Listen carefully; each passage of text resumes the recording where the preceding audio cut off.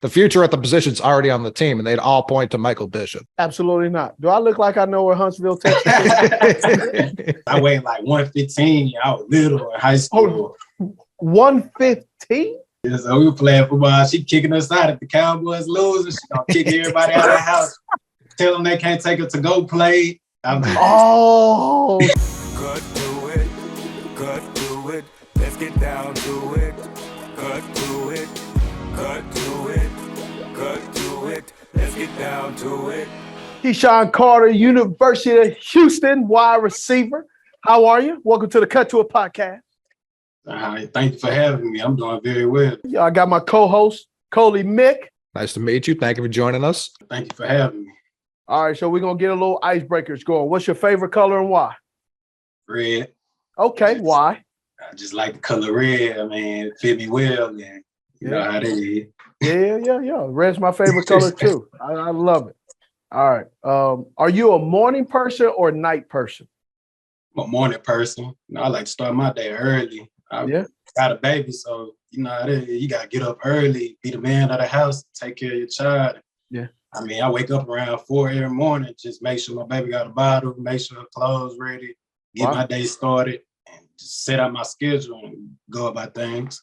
I'm a morning person, but that's real morning. I ain't up at 4. I'm forcefully up at 4, but I don't want to be up at 4. Yes. All right, so PlayStation or Xbox? PlayStation. Okay, why? Why PlayStation? I had Xbox when I was little, like around 8 years old. It just got stolen. And ever since then, I just didn't go back to the Xbox because I wanted the P5 and the P4 and everything that came out. I just had it. So my dad always had PlayStations growing up. So, you know, I just followed his footsteps. Okay. So what games you into right now? I like Batman, just like Uncharted and some adventure games. You know, I could just go in game mode. I like GTA, but mostly I like Madden and 2K2. But okay. So, like, do you have a chair? Do you have headphones? All of that? I don't have a game. Like, I just gave my game away, really, just because so I could start locking in. I gave it to my cousin. And he just taking off with it. Now I can just see him buying games with his card. And I'm glad, man, you using all my money on the games. What was your favorite team growing up? Any sport? It doesn't have to be football, just any sport. Favorite team growing up, Dallas Cowboys. Okay. Just because my grandma, she a big Cowboys fan. And we always just wake up Sunday mornings, you know, you're going to get a home-cooked meal from grandma. And we just sitting ready, get our game shirts ready, like jerseys ready. We sitting in front of the TV waiting for the Cowboys to come on. Oh, wow. Okay. So y'all used to do the jersey and everything. Jerseys, everybody on the block just come outside, come to my grandma's house, come get them some chili, some cornbread, some chicken, waffles. She was going to throw down in the morning when the Cowboys played. Wow. So I'm guessing then, since y'all into it, man, halftime come or the game ain't going too well, y'all in the street playing football or in the front or backyard playing football. Yeah, so we were playing football. She kicking us out. If the Cowboys lose, she gonna kick everybody out of the house. Tell them they can't take her to go play. She one of those. So if the team is bad, it done ruined her whole day. Oh, yeah. She serious about them Cowboys. And we always been together. And every time the Cowboys come on, she'll blow my phone up like, where you at? The game finna start. I was like, I'm about to run back home and end up getting home in time for the game. Okay. So, man, where you from in the place you like to call your hometown? Originally from Willis, Texas. I moved to the Woodlands around 9th grade. But around the 936 area, it's like outside the suburbs of Houston. Okay. Just around the metro in Houston. We a little small town, country. That is, we got one of the quarterbacks. He's from Willis, Texas, Michael Bishop. That's my cousin. Oh, okay. Okay. Yeah, that's my cousin. And that's like the first person just to make it from Willis. Yeah. So, I mean, I'm just following his steps, just been chopping it up with him as the process been going on. And been giving me some good feedbacks and telling me things I need to work on and stuff. Hearing from him is just great because he'd been there and he done stuff that a lot of people can't say they done. And just me getting to talk to him about football and learning more with him is just a very blessing. I'm just thankful for him to letting me know and telling me things I need to know. Yeah, he played at K-State, the quarterback that played at K-State. Yes, sir. Yeah. He played for the I was getting to it. Coley Mick, love him. So he's a Boston through and through, and nothing against it. And I love it. Right? I did not anticipate any Patriots getting brought up on this. Yeah. So I'm very excited. And Michael Bishop, of all people, Michael Bishop's still very much a legend in New England. Just no one's ever come through here who could throw a ball like Michael Bishop. You talk about a true cannon for an arm. He was. There's a lot of people really don't even know about him. When I bring him up, I tell them, like, you just got to look him up. And he's going to surprise you when you see how he plays. Oh, yeah. Especially the way he look. I played in. I believe I played. I think it was a Shrine game. I played in the Shrine game with Bish, man, and he was a good dude. Cannon of an arm. Man, sneaky athletic. You know, he was a big dude that you didn't think that could move around. He was like a dancing bear, man. He looked like he had heavy feet, but he didn't. Yes, sir. He didn't at all, man. So I just remember that. Did he get K-State to the national championship game? And they beat Nebraska in a bowl game. Yeah, they had a that's bowl it. game. Yeah, that's what it was. That's what it was. Yeah. That's man, and that's what that Sproles. I think Sproles was on that team too with him. Yes, he was K-State. Yeah. Yeah. Sproles and McDonald. Yep. Yeah, I ain't heard Bishop's name in a long time, but I just remember just playing in an all-star game with him. And you know, I went to school at Utah, so I'm looking at all shapes and sizes of athletes, but I didn't see a shape and the size of a quarterback like that, and his ability to move and the hose that he had. He had a hose, bro. Yeah, it's country built, you know. Oh, he is country built. That is an accurate description. Country built. If you could get in a time machine and go back to Boston in the year 2000, Brady's on that roster. If you polled Patriots fans, I'd say 75% of them would say, yeah, the future of the team is on the future at the position's already on the team, and they'd all point to Michael Bishop. That's how high his stock was in Brady was. He was no Bishop. That's how impressive he was. It's true. It's true. I know. That's good, man. Yeah. So, what was it like for you to grow up in Houston? Like, what did you experience growing up there? Just experience growing up playing football in Houston, just waking up. I started when I was 4 years old. My grandma and my pop, like her brother, they started a team around Willis called the Willis Wildcats. You know, they were schooling everybody up in a van, like a church van, just taking everybody around. We were pretty known, like back in the day when my uncle was coaching. I mean, you could really get whooped on the sideline because it's your uncle and your grandma coaching you. When your grandma, my grandma didn't play about their football. So really? So so she wasn't like the team mom. She was coaching. What position was she on coaching? The sideline, right beside her brother. Wow. Getting on people's case. So was she a position coach or she was just all around coach? Yeah, strike coach. She was just on the field with her brother, just letting everybody know that she a coach out here. She's just not on the sideline just saying dumb stuff. Mm-hmm.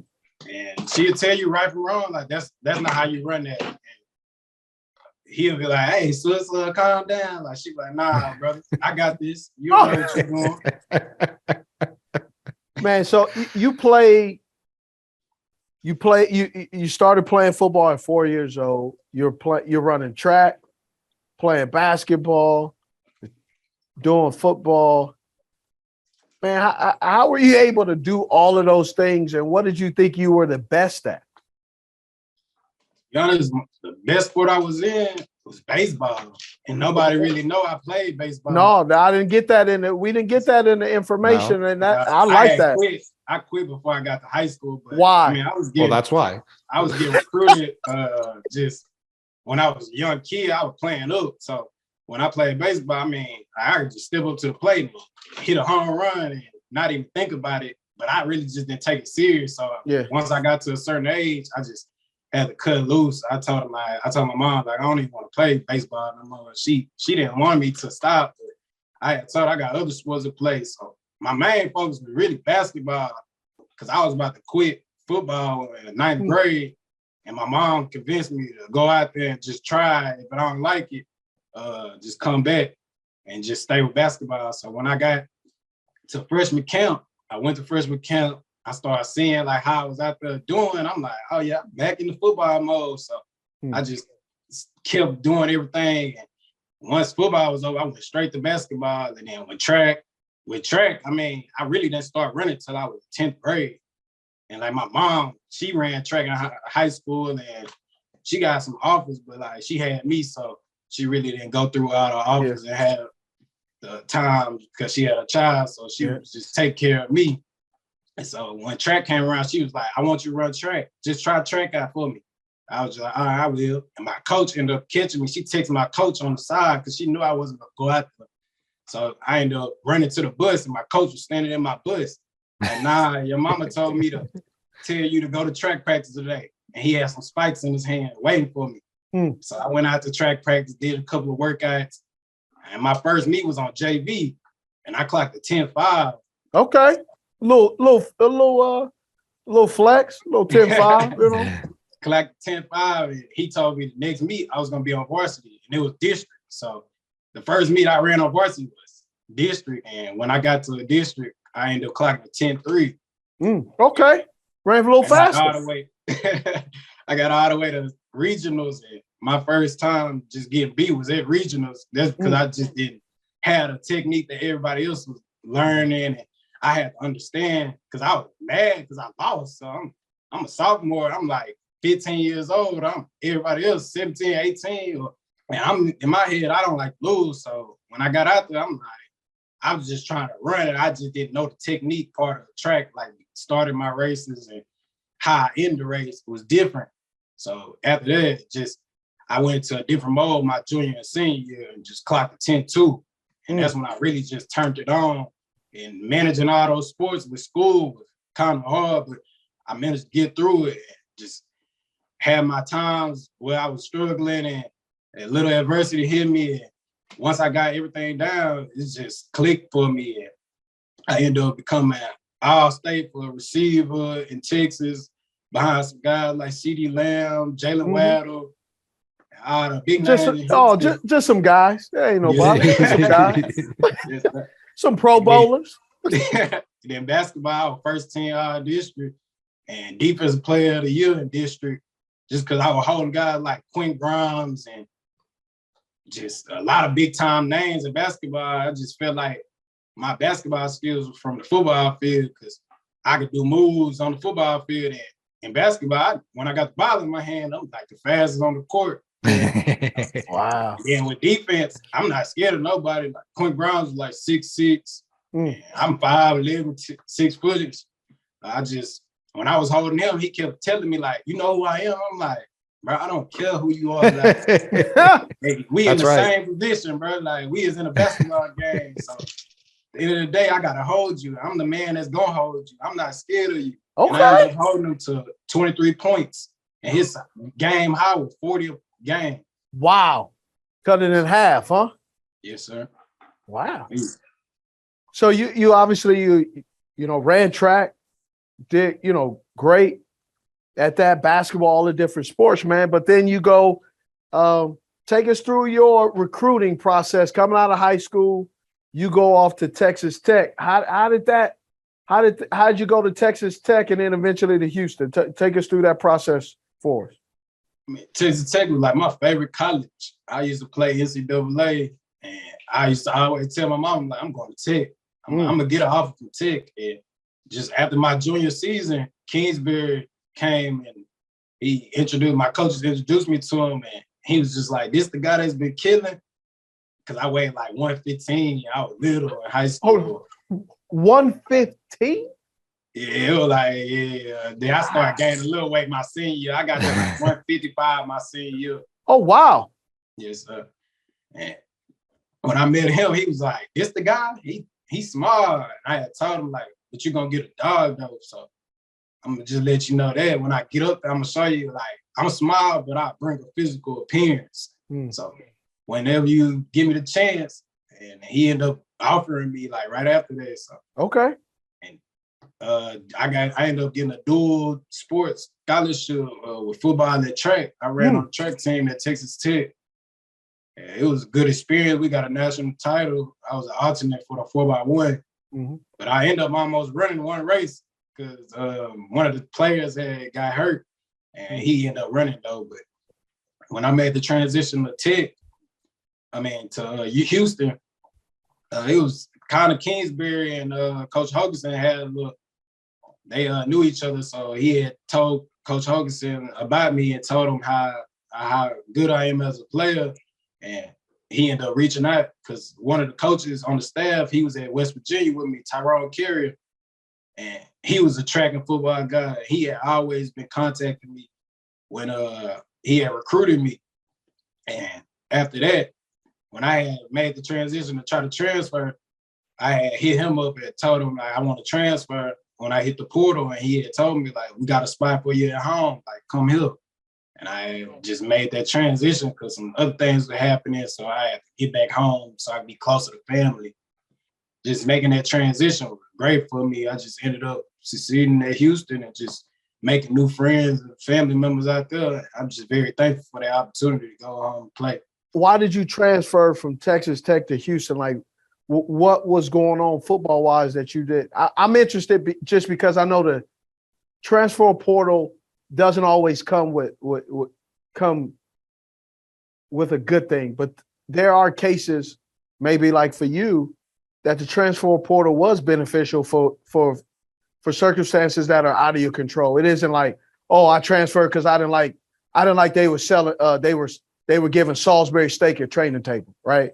You know, or it was too cold or it was too hot. You know, obviously, there was something there that had to do with something. What was it? Just my mom, she had got evicted, so I feel like it was just my best opportunity to come home and help her out, just give us money on the side and give her everything she needed. That's my mama, so I'm 9 hours away, and I can't help being 9 hours away. And I felt it was best the need to come home and help her out.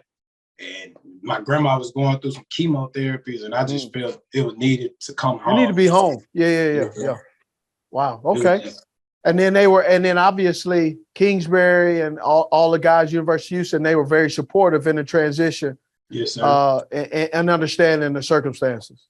Yes, sir. It was no hate at Texas Tech. That's good, man. I love Texas Tech. I mean, I really didn't want to leave, but it was just a sacrifice I had to make. Yeah. Come home and help family. And my coaches, some of them understood, and I just respect them for that. Yeah, that's good, man. But so going from Texas Tech, 9 hours away, now you're in the backyard of Houston. How was that for you? It was a whole different vibe and scenery for me. Just leaving Texas Tech was a college town, and then you go to Houston, it's the city. Yeah. So it's not too many college towns around in Houston. It's like you got U of H and TSU right across the street. So it's a whole bunch of chaos going on one road. Wow. I mean, you could be in the middle of practice. You could hear a cop chase or a car chase like going on. And you got your windows getting busted on the street. Like, it's just something I had to adapt to when I got back to Houston. And I mean, it made me into I am right now. I just thankful that I made that change, came back home and helped my family out. So going from Houston, now heading into your senior year, man, you obviously you got to play not just with Tank, but also Clayton Tune. What is that experience in that offense? What did you learn about yourself the last couple of years playing in Houston with some of these good players, including yourself? My number was getting called around clutch times, like Memphis game and Louisiana. And when it's time, like your star player not stepping up or just having a bad game, he needs somebody to pick him up and get him going. I was that next guy in line, so I felt Clayton had as much confidence he did in me as he did in Tank. So anytime my number was called, I had to just come down with making plays for him just so he could get that confidence. Because when I first got to Houston, I was like 220. So they was like, well, hold on. Whoa. So you went from 115, 155 to 220. Now, I'm just going to assume, but that 220 was because you was back home eating good. Eating good. I had changed my football. I mean, I changed my eating diet. Yeah, you had no diet. Yeah, I had got to 220. So when I first got to Houston, everybody was like, "You play linebacker?" I was like, "Nah, I play receiver. Like my stomach might be big, but I'm a receiver." Like, and then when they see me run, they was just like, "Oh, okay, now it makes sense." Bro, 220, running 4.3, 4.2, bro. Like, that's crazy. A lot of people don't believe it, but I was telling them I was just getting adjusted to that weight. And when I got to Houston, I just cut off all the weight, got down to like 190. Okay. I was straight from there. And so how tall are you really, though? I'm 6 foot. Okay. All right. Yes. Man. Yeah, they be saying I'm 5'11", but I'm 6 foot. Okay. Now, when you get it, when's your pro day? March 23rd. All right. When you had your pro day on March 23rd and they had them socks off and they hit you with that 5'11", 1/2 or 3/4, what you going to say then? I'm going to say nothing. I'm just going to show them what 5'11.5" dude can do. Yeah. Man, what has this process been like for you going through it? You know, you got training, you're inspiring and playing the NFL. You know, it got to be a little bit different for you. It's very blessing opportunity. Just a lot of people can't say they getting in this process, and just me being in this process, I'm just very thankful, and just to put on for my family name and going out here to show people like what I'm capable of doing, just being from a small town. People probably don't even know what Willis, Texas is. I have no idea. Where is Willis, Texas? Now that you asked. Willis, Texas is up north of Houston. It's like a small town. Like up north, like 3 hours, 2 hours? Just about 59 minutes from Houston. 59 minutes. An hour or so. Okay. You know where Huntsville, Texas is? Absolutely not. Do I look like I know where Huntsville, Texas is? Does Coley look like you know where Huntsville, Texas? Well, Sam Houston State University. Okay, I do know where Sam Houston is. All right. It's like 20 minutes from Sam Houston. Okay. Hey, how about this? I got one for you. Sam Houston was recruiting me out of junior college. They said I couldn't. They didn't think I was good enough player. How about that, huh? Oh man, they tripped. Trip that. You want to dogs, man. Yeah, they got that one wrong. Yeah, they missed out, huh? They missed out on that one. I like the trash talker too. Well, I appreciate it, man. I appreciate it. This is Bandit. He founded Underdog Fantasy so that humans who really love sports could play with their friends and win some big prizes. Tell your human to go to UnderdogFantasy.com today. Take us through this process, though. Like, what are some of the things you have gone through in this process that you didn't realize that you would be going through to play in the NFL? Training every day right now. I'm training in armed sports, Humble, Texas, with the speed guru of Texas, Derek Blaylock. Okay. He played on the Kansas City Chiefs. And I just been working with him since I've been in high school. And okay. I just put all my trust in him, and he's helping me get north and south. But everybody know I got north and south speed. They just trying to see if I can go east to west. So I'm just showcasing. I'm ready to showcase that I can go east to west, and I'm just not a north to south player. And just going through this process just been hard, making that 30-minute drive to work out every morning. But what I'm trying to get to, that's what I got to do to sacrifice. Making that 30-minute drive to go work out, then make another 30-minute drive to get my baby, and then coming back home, being a father and studying the game of football, just my mindset just different. Like, I'm hungry for it. Man, every time I see my daughter, I tell her, she like 5 months, she probably don't understand what I'm saying, but I be like, you just don't know, I'm grinding just for you. And she'll just like laugh at me. I just laugh with her. And me and my girlfriend, we just sit and talk. I just make them watch football. Me and my daughter, we watch football every day.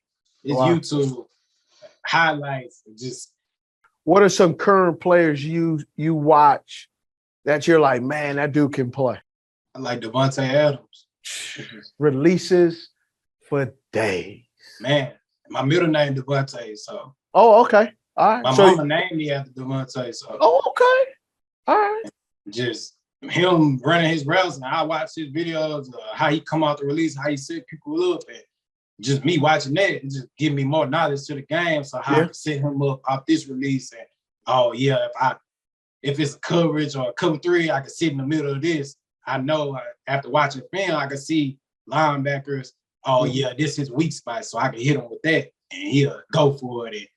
And I can hit the blind spots, and just him explaining his game, and just me listening to all the videos that he have on YouTube, and just gave me a really good knowledge of the game. I just like his releases and how he tracked the ball, and how he tempo his routes. Yeah. It made me change my game because I'm a fast player, so I could change my route with the tempo. Like when I got to college, a lot of players were telling me, like, you fast, so you got to change it up a little times. Well, you could tempo it and run this route this way, or you just come out full speed. And as I learned that, it was just very dangerous and hard to stop me when it's running a route. All right. So, okay, Devontae with the releases. So I'm going to name a few players, and then you tell me what's the first thing that come to mind. Let's say Stephon Diggs. Route running, burst, catching ability. Deebo Samuel. Playmaker, get open, good with the ball in his hands. You put him on anywhere on the field, he gonna make a play anywhere he is, running back, receive, slide. All right. Jalen Waddle. Jalen Waddle, H-Town. That's my playmaker, just electric. Anytime that ball hit his hands, he catch it in space, it's up. This is track meet. Yes, sir. I'm going to go with a former teammate, Marcus Jones. Electric. Man, that's when I first got to U of H, I kept hearing, we got an All-American. We got an All-American. And in my head, I'm like, I want to see the All-American. I ain't trying to hear all that. Where I'm from, we don't do all that cheering. And we want to go hit the All-American. So when I got out there and I see him, he was very humble. And that's my guy, really. I mean, I took sacrifices, and we been going there practice, me, him, and Tank, and Demarion and Pepe Williams. Just him, just electric player, and smart football player. Justin Jefferson. Man, it's so much for him. He make anything happen. And I just like the way he play his game, like he keep his game the same way he been, just running his routes, crispy with him, and just making plays and going up and get the ball and showing out with the ball when it hit his hands. Self-scout yourself. Tell me something about yourself that you need to improve your game on. Improve my game. I was more of a possession receiver this year, so I would say yards after catch, just catching the ball. Hold on. You running in a 4-3, 4-4, bro, and you just said possession? That's what I was using as this year. Okay. Yeah. But more so, I need to work on yards after catch, just catching the ball and keep going after I catch it instead of just catching and falling down. That's what I was saying. And just, that's possession receiver.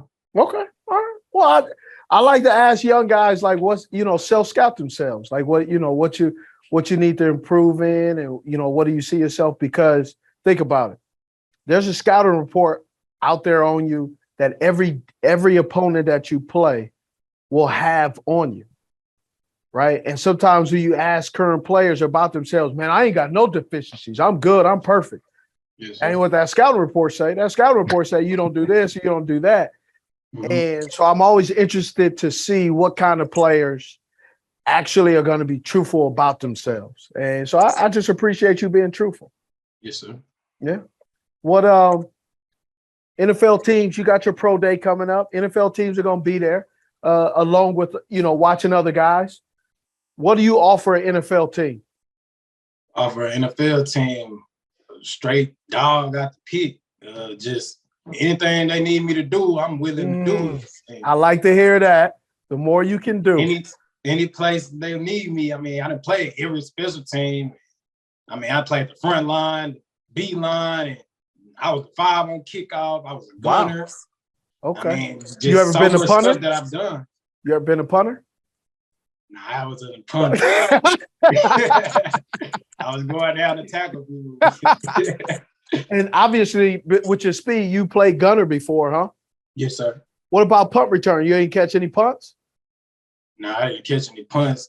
I mean, I can catch the punts. It's just, people were trying to use me to go block the punt. I was going to block the punts. Okay. Well, just a word, little advice, man. You're a fast wide receiver. They can play every special team.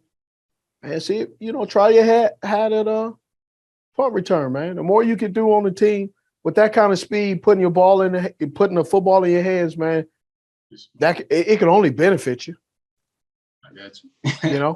Right? Yeah. And then start practicing, start trying it when nobody's around. Like right now, you got this lull period, man. You got what?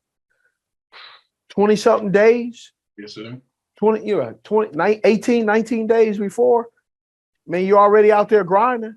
Man, throw a little punt return out there. Now you just add something to your repertoire. Now you come in not doing it. And then you come into camp or you come into your pro day. Now all of a sudden, hey, I can catch punts now. Yes, all they can do is tell you no. Well, what happens if they tell you yes? I would say start playing quarterback. Like, take it all the way. No, do everything. Yeah, I got you. Kick some extra points. Just add it all. Unlimited bag. Yeah, that's. Yeah, man. Hey, you got any questions for me? Because I mean, I love to sit and talk to young guys. So, man, you got any questions for me that you want to ask? What was your mindset just going into that process of the combine and just being an underdog or just not getting the feedback you need to hear right? And just like what made you turn it up another notch and just go out there and just give it your all and not just being overlooked and just wanting people to see you? Just like what made you turn it up? Like, great question. You're gonna be overlooked, right? It's just part of the process, right? And here and here's why. This is how you're gonna be overlooked, and it's not fair. I'm not making an excuse, but I heard this from a number of coaches. Just came back from the combine, and one of the things I heard from some of the coaches was like, man, these coaches have been on the road for like a month straight. Like if there were some coaches that had to go to the Senior Bowl, they had to go to all these different bowl games, right? And then they come back and then they have to start to look at their own team with free agency coming in, franchise tag is coming up, and they haven't had a chance to sit down and evaluate all, like, think about it. There were 50 receivers at the combine, okay? But there aren't just 50 receivers that are going to work out. There aren't only 50 wide receivers that are attempting to get drafted. Think about it, 50 guys at the combine and 32 teams. Not all the teams need a receiver. So let's just say hypothetically, Minnesota Vikings, do they need a receiver? I don't know, but let's just remove them. So that's 31 teams and 50 guys that were just at the combine. So you're going to get overlooked. It's not because you're not capable, you're not a good player, you're not this, you're not that. That has nothing to do with it. Sometimes it just has to do with limited amount of time, limited hours. There's only so many days in a month, there's so many hours in a day that you could be productive. And so will you be overlooked by one team? Yes, there's a strong possibility. But then there may be 5 other teams that you caught their eye. So you just have to be prepared for that. And you can't allow the lack of attention to dictate your effort. And so you talk about why how to have that mentality is understanding I don't have to convince all 32 teams. Yes, sir. Just one. Just one. Gotcha. And in impressing that one team, you get on a film and you get into the system. And when they type in your name and you're in camp, now all 31 other teams have access to your film, to your practice, because the NFLPA monitors that film to see, were they lined up in pass? Were they hitting? Right? They utilize that to police the system in itself, but it's also there that other scouts can look up and see, hey man, this guy can put some film on. He's put some film on there. I got a Pro Football Focus account, Ultra, and I can log in your name and they'll show me where you lined up. You know, that's where we get lost in the numbers. I get lost in numbers sometimes where I lose Coley, where he's like, bro, enough with the numbers. But those numbers represent something for someone, right? Where it may be historical. They use it to compare or comparison, or it's just like really just to know, man, you know, contested catches, route depth, all of that stuff. So it's a great opportunity for you, and you may not see the benefit today. But if you keep at it and work on your grind and kind of do it and do it in the right way, man, somebody's going to see you. You know, we got all these developmental leagues now, XFL, USFL, right? I think those leagues, they need to be there because there's such a hit or miss in college. There's a reason why. Like, think about it, bro. You know, 5'11", 6 feet, 6'2", whatever it is, and you're running a 4.3 and you're a possession receiver, that makes no sense to me. You're not a possession receiver with that kind of speed. Yes, sir. But because of the structure of your offense for Houston, you became that guy because Tank has 71 first down. He also registered in, he just like you, he said, I'm 6 feet. He's 5'9", actually registered in at 5'8", 3/4. Mm-hmm. Right? So that stuff, that's what you got to be prepared for and be ready. Then the second part, man, is and this is how I built my career, and a lot of the young guys I talk to is, man, I went about my day, I went about my job one way and one way only.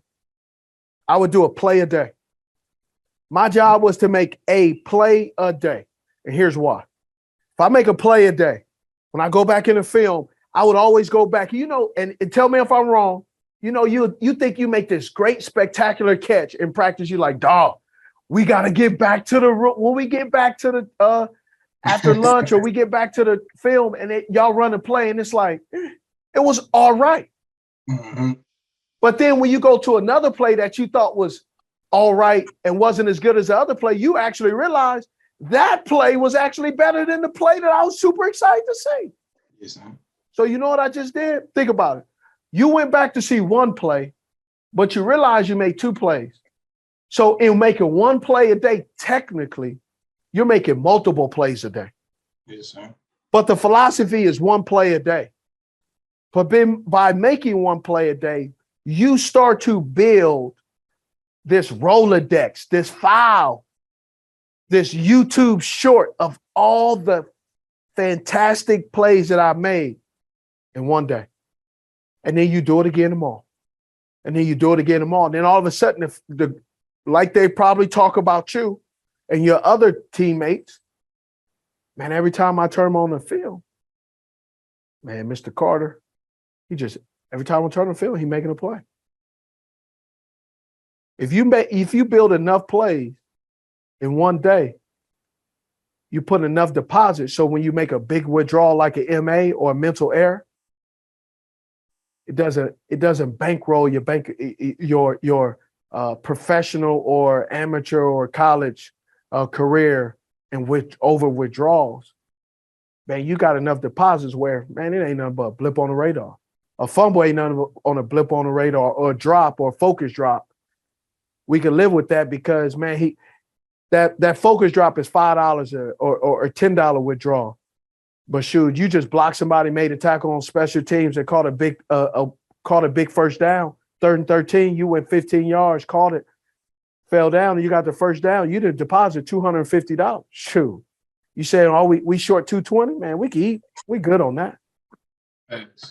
Right? That's how it is. That's the profession of football, man. So, I needed that. I ain't gonna lie, I needed that. One play a day. I got you. Man, one play a day, that's it. You'll all of a sudden, man, like I did, you turn up, you look around, you fall asleep, wake up one day daydreaming, you go, man, 16 years, bro. Man, I needed that. Sure. All of a sudden, you got gray hair, your hair falling out. Man, hopefully I don't get my daddy his joke. Yeah. My mama always joking with me like, "Oh, you got your daddy his joke." Yeah. I'm like, man, my hair good. Yeah. No, what else you got? I mean, how long did it take? Like, just locking in with the playbook, like. It depends on what kind of offense you're running, right? What kind of system y'all run, numbers or words? Hand signals, numbers, words. It just depends on. I done been in like 3 different playbooks. So Kingsbury, you know how Kingsbury had different type. You get an install that Sunday, you have to learn it that week. And then when I got here, it's just they went from hand signals, you know. But I mean, I knew every play and just me on the field when my teammate needed to play. I mean, I already knew I had to just lock in and tell them, oh yeah, I got you. You got this. But I got my route in my head too. So it's just me knowing every position on the field just helped me more. So I could tell them if they forget to play, I know the ball about to come to me. I'm like, hey, we got to lock in because when that ball in the air, we both there. I got to outmouse you and the opponent. Yeah. It's not, man, I need that. Yeah. I mean, then you're already ahead of the game, brother. Right? You've had multiple playbooks that you've had to learn by, going to 2 different schools. That's an advantage. For me, I only knew in college we ran number system. And then when I got to the NFL, we had West Coast offense. So I had never experienced, touched, knew anything about the West Coast offense. So I struggled to learn the West Coast offense because I never got prepared for that. And then when I played in these all-star games, I played in the Shrine, played in the Blue Gray, played in the Hula. It was a little bit of words. It was dumbed down significantly, right? But I was primarily in a number system, so I didn't have that advantage. So you're already ahead of the game. Understanding the complexity of a playbook, understanding how to absorb information and learn how to study in a short period of time. Heck, I'm still trying to figure that out to this day. So you're already ahead, man. That's great.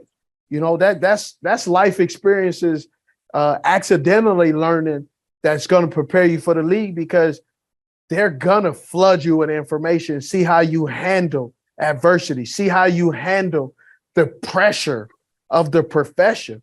That's the whole purpose of training camp and rookie camp and mini camps and OTAs is flood him with a whole bunch of information and see what he can handle, to see where his threshold is, and then also to see where his ceiling is. Where is his mental capability? Where does he get overwhelmed? How does he act when he's overwhelmed? Does he project his frustration on other people? What can he problem solve? Those are all the mental games that the NFL is playing because they're investing in an individual with millions of dollars. And they have to see, are you worth it? Not are you worth it, are you smart enough, but are you worth it in handling the pressure that comes with playing in the NFL? I got you. Right? Yeah. Like, I mean, I'm just on a tangent right now, but think about John Moran. Look at John Moran, bro. Man. Like, look, this dude has the possibility to be the face of the NBA. Powerade, Nike, and this dude is in a strip club flashing a gun. Man, head not smart, trip. Right, so I mean that's the sport. That's the sport, and you got to be able to manage it correctly. You can't just make the basket or make the catch. Can you make the basket, make the catch, and make good decisions off the field after you do it? Yes, man. Just like with social media, like how did you like have to tell your friends? Bro, that's a bad question for me because I am too old. Social media was not as prevalent as it is today.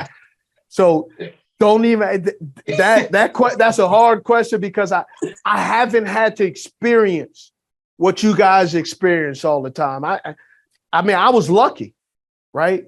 Like you go everywhere now where you do something good or bad, people got their phones out, right? Cameras out. Yeah, cameras out. So it was different, man. We over here, you over here like the old stuff is. We over here like this. Like when I played with this, is what we had, bro. You know, come on. You know, I read through your Twitter and your Instagram because I always like to do that to see if there's, he talked about this. You have a perfect athlete social media presence. You've given away no information about yourself, which is absolutely perfect. I mean, I really don't even get on social media like this unless somebody tag me or something, man. Really, I just post football pictures of my daughter, so. Yeah. Right. Yeah. Perfect. Keep doing that. Post on social media. Things like people get on your live and screen record your live or something. Yeah. That's why, like, when I'm around my friends, like, they get on live. You know, I be telling them like, nah, I can't be on live with y'all. Like, y'all be doing too much. I don't even like. I just separate myself from them and tell them like, I got this slang: get right or get left. Like, you better get right or you can't be around me. That's the get left part. Yeah. Just a lot of people, they respected it. I mean, I've been telling them what it is, and now I don't even have that many friends now. So I'm going through this process. I don't need no friends right now. I got my family at the house, and that's all I need right now while I'm at this process. And if people don't like the way I'm acting now, like, it's nothing bad. It's just I'm busy right now. So like I tell my family, they be trying to get me to come down and like help out the kids. And you know, I get on FaceTime and tell them, but like I told them right now, I'm busy right now. So I got a process right now. So I can't mess up my schedule to come down. But at the end of the day, I call them, give them a little advice and tell them, like, I got younger cousins. Right now, I got my cousin Derek Lagway Jr. He one of the #1 quarterbacks in the state of Texas. And he in high school right now, coming up on his senior year. And we just always chop it up. And he used to ask me how I block the noise. I told him when I moved from Willis to the Woodlands, I wasn't used to everybody coming up to me like, oh yeah, you that guy. Like, and I handled it so perfectly. I never did anything in high school. I stayed at the house, played my game with my mama sitting there. And it was one night, the cops ended up calling my mama saying I threw a party. My mom was like, that's funny because he's sitting right here. Like, everything that happened just happened for a reason. Yeah. I just really enjoyed my experience at the Woodlands. Just moving from Willis to the Woodlands, like, it just made me become a better person, just meeting new people and find out there's more people out there to support you and not just hate on you and be like, absolutely. You that guy, I don't like you just because you're that guy. Everybody around the Woodlands is very supportive, and I have a lot of friends that's out here and I could call today. And half of my friends, like, they text me now, like, I know you're gonna bust the 40 record just because, like, my teammates from track that we ran with, and we got the national record in the 4x2 right now. It's still up to this day. Okay. We broke a record in the 4x200 in track from like 19 a minute ago. Like, nobody so you hold on. You don't even. It's been so long. He don't even know the 19 and a minute. I'm worried because he already said that his dad grew up playing PlayStation. That hurt me. That hurt me personally. That made me feel very old. Hey, Dreamcast. So, he's like, listen, it was some old 1999. I'm just gonna knife in the chest. Yeah, man. Hey, listen, I think that's a great perspective to have, right? This is a very strenuous process, man. I look at it like this, man. Is you on that keto diet and you can't have no empty calories, right? Hey, man, that's a carb. I can't eat a carb right now. That don't work with it. And you know, I've lived in North Carolina for a long time, and man, I've always kind of came with the perspective of, boy, if I wasn't tight with you before I left for college, We ain't tight after I make it to the league. But what's crazy is, man, I still have a bunch of friends that I grew up with that I'm still tight with, right? I got one dude that hit me up. His name is Trayvon Wallace, man. He played at Illinois. He was a corner. Man, we were friends in kindergarten. Played against each other in junior college. And he hit me up about 2 weeks ago, bro, just saying, what's up, man, just checking in. We have been friends since kindergarten. But the thing is, he don't ask me for nothing, I don't ask him for nothing. We just chit-chat, man, just reminisce. We were in kindergarten together and end up growing up at the same time, but also missing each other too. So our lives were intertwined, but we kind of was in and out of each other's lives. But my point in saying all that is perspective.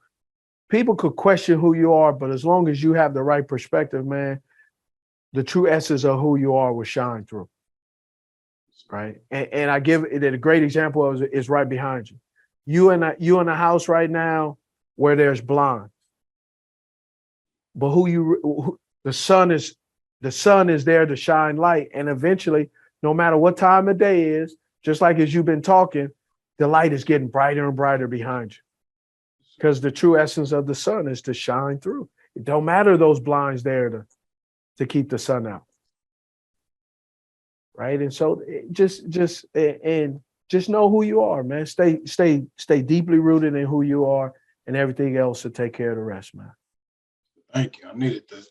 Yeah. So, man, but man, I don't know. It's been cool, man, to talk to you, to have you on the Cut to a podcast, man. I know you got a lot of stuff going on. Got your daughter, getting training, getting prepared. You got a great shout out to your agency, man, that's repping you, making sure you get us on the podcast. We had the opportunity to talk to one of your fellow agency guys, Xavier Smith. Now, KeSean Carter too. You guys y'all got pro days coming up, and man, super excited. So we're gonna drop this pretty soon. So tell everybody that's watching this, what's your pro day, and then what day is your pro day, and what you think you're gonna run in the 40. Pro Day, March 23rd, University of Houston, in the heart of the trade, 3rd Ward. What I think I'm gonna run the 40 might make everybody drop their mouth. Man. Oh, what kind of speed is that then, young sir? I'm at a 4.2. That's how I'm feeling. Oh, I like to perform when it's time to perform. So. All right. Well, I ain't never ran a 4.2 nothing, so I don't know what that's like. Yes, 4.2. I'm looking to run a 4.2, low 4.3. I'm just about to wow everybody. And I'm just going out there with that mindset. I'm here for me, and I got to put on for my family. Okay. And at the day, that's the date, March 23rd. I got it written on my calendar, and it got EAT on the GRGL. Okay. Get right or get left, because people trying to leave me behind, so I'm trying to get right with them. All right. Well, man, we appreciate you taking the time, bro. Man, look forward to watching you. Looking forward to hearing those numbers, man. And so thanks for coming on to Cut to a Podcast. Thank you for having me. All right, brother. Appreciate it. All right.